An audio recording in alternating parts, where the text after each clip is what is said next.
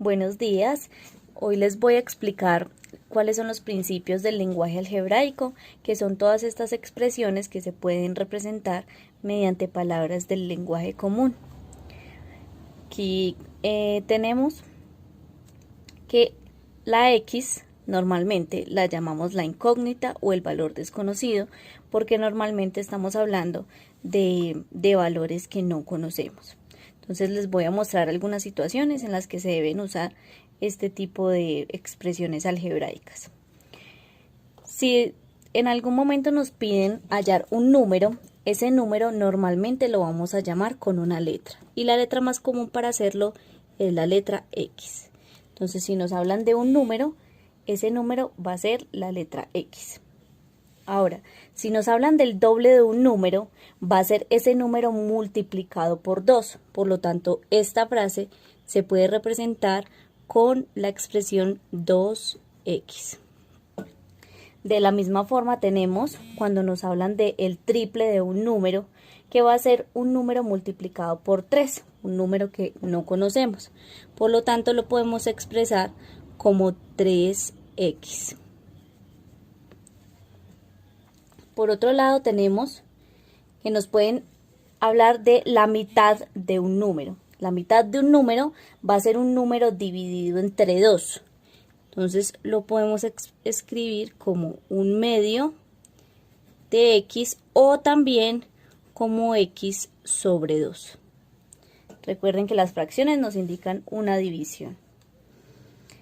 Y por último, tenemos aquí la quinta parte de un número. En este caso va a ser el número dividido por 5, entonces también lo podemos expresar como un quinto del número o x sobre 5. Ambas expresiones son equivalentes.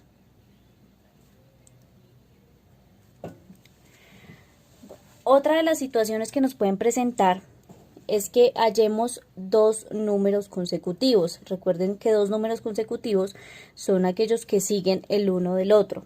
Por ejemplo, el 3 y el 4 son consecutivos, el 5 y el 6 son consecutivos. Entonces vamos a describir esta situación como x y x más 1. Con esto podemos afirmar que estos dos números son consecutivos, pues la diferencia entre ellos es simplemente 1. Y si tenemos tres números consecutivos, entonces ya lo vamos a ver como x más 1, que sería el siguiente, y x más 2, que sería 2 puestos más adelante.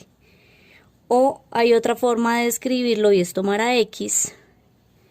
El número anterior a x lo vamos a nombrar como x menos 1 y el número que está después de x lo vamos a nombrar como x más 1.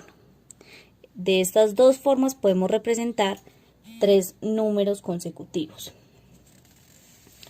De igual manera, vamos a ver situaciones donde ya no tenemos una sola incógnita o un solo valor desconocido, sino que vamos a tener dos.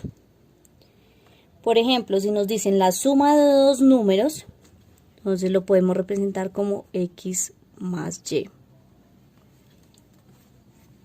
Si nos dicen la diferencia de dos números, nos están indicando una resta. Por lo tanto, lo escribimos como x menos y. Normalmente las restas nos lo nombran como la diferencia. El producto de dos números nos está indicando una multiplicación. Por lo tanto, se ponen así. Hay que recordar que cuando no hay ningún signo en medio, también estamos indicando una multiplicación. Ahora vemos el cociente de dos números. El cociente es una división. Pero hay otra forma de nombrar a la división y es llamar la razón entre dos números. También podemos escribirlo como la división. Se puede encontrar como cociente o razón. Una frase ya un poco más compuesta puede ser la suma entre un número y el doble de otro número. Este ya nos estaría diciendo que podemos escribirlo como x más 2y, porque aquí hay un número y aquí está el doble del otro y nos están indicando que es la suma entre ellos.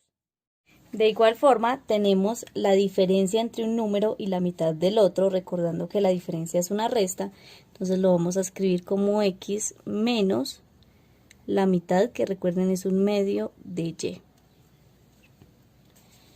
Y por último, vamos a tener en cuenta aquellas expresiones que nos indican potencias o raíces.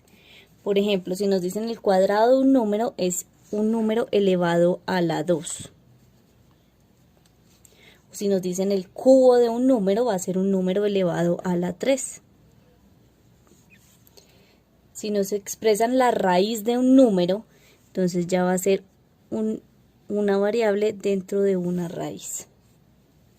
En este caso vendría siendo una raíz cuadrada, cuando no nos indican el índice de esta. El cociente entre un número y el cuadrado del mismo, el cociente ya nos está indicando una división. Y si nos dicen que es un número y el cuadrado del mismo, entonces en el denominador vamos a tener el mismo número, pero elevado al cuadrado. Ahora nos hablan del producto entre un número y el cubo de otro. Entonces tenemos un número y tenemos el cubo del otro número. Ahora nos hablan aquí de las 3/4 partes del cubo de dos números. Entonces vamos a primero a poner las 3/4 partes. Y si nos dicen que es el cubo de dos números, pues va a ser un número elevado al cubo y el otro también elevado al cubo. La sexta parte del cuadrado de un número, la sexta parte va a ser un sexto y aquí está el número elevado al cuadrado, lo que representa esta situación. Y por último nos dicen la raíz cúbica del cubo de un número. Aquí sí nos están indicando cuál es el índice de la raíz, que es 3. Y el cubo de un número es el número elevado a la 3. Esta sería la expresión que representa esta frase. Bueno, estas son unas bases o unos principios del lenguaje algebraico que me gustaría que te tuvieran en cuenta.